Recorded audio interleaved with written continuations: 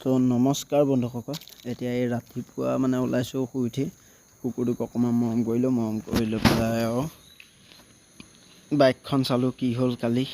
ভালকৈতো কালি দেখুৱাব নোৱাৰিলোঁ, সেইকাৰণে আজি এতিয়া দেখুৱাই দিছোঁ। এইটো চাওক, বাইকখন এইখন মই এইখিনিতে ৰাখি থোৱা আছে।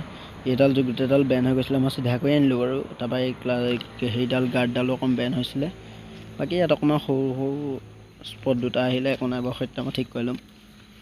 তাৰপিছত খোজকাঢ়ি ওলাই আহিলোঁ ঘৰৰ পৰা অকণমান। ওলাই আহি ঘৰৰ পৰা এনেই অকণমান ওলাই আহিলোঁ খোজকাঢ়ি।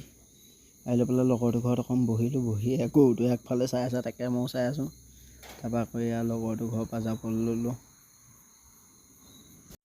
এতিয়া লগৰটোৰ ঘৰৰ পৰা আহি লৈ পেলাই এয়া দাদা বাইকখনকে লৈ অকণমান ওলাই যাওঁ বুলি ওলাই আহিলোঁ। আহি টাউনে পালোঁহি। টাউনত অফিচত সোমালোঁ।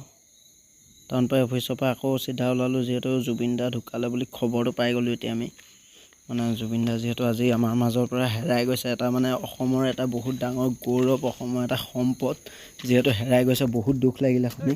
তাৰপিছত চিধা আমি গুচি গ'লোঁ, মণ্টু আৰু মই, আমাৰ বৰুৱা চাৰিআলি। তাত যিহেতু শ্ৰদ্ধাঞ্জলি দি আছিলে, সেইকাৰণে তালৈ গ'লোঁ। তাতে অকণমান সময় ৰ'লোঁ।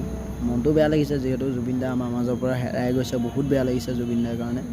তো জুবিন দাৰ আমাৰ তেজত আছে, আমাৰ হৃদয়ত আছে, আজীৱন জীয়াই ৰাখিম তেওঁ। আৰু কি ক'ম, মানে ভাষা নাই আমাৰ। শেষত মাথো এটাই ক'ম, জয় জুবিন দা।